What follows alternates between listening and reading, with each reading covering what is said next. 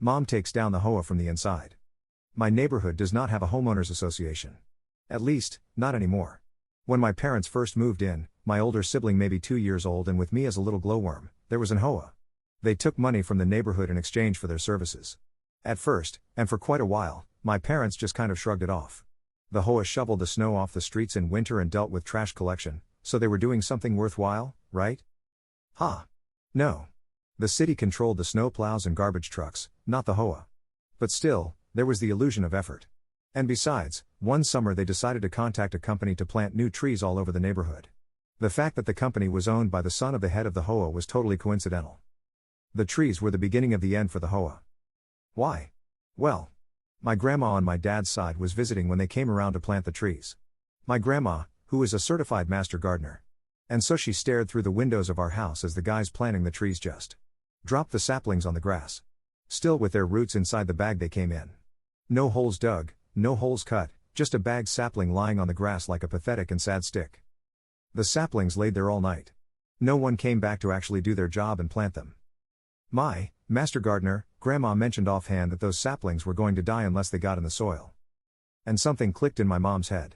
She was paying the HOA money, actual money, every month, while both she and my dad worked, taking care of 2 very little kids, sending us to daycare and preschool and arranging babysitters and feeding us, and the homeowners association was just going to pull this half-assed bullshit instead of do what she's paying them for? No. No fucking way. So she showed up to the head of the HOA's house and basically demanded that the trees get planted properly like she's apparently paying for them too. The head of the HOA, so excited for someone actually caring about the neighborhood, made their second mistake. They asked if Mom wanted to join the HOA. She agreed. The trees were planted, but most didn't make it. My grandma was right. First things first, my mom showed up to the next HOA meeting. There were like 5 people there. No wonder they asked Mom to join, they desperately needed the people. So Mom looked at this collection of white people, herself included, who weren't even paying money to the HOA like the rest of the neighborhood. All the contractors the HOA called in were close relatives of other HOA members and weren't paid by the HOA. After all, they're family. So my mom started digging. She spent pretty much a full summer taking down the HOA before she had to go back to teaching in the fall. With me carted along after her and my sibling old enough to be in school or daycare, she dug through the years of paperwork detailing the HOA's financial situation. And she found something extremely enlightening. The HOA didn't actually do anything. Well, they didn't do anything to benefit the community.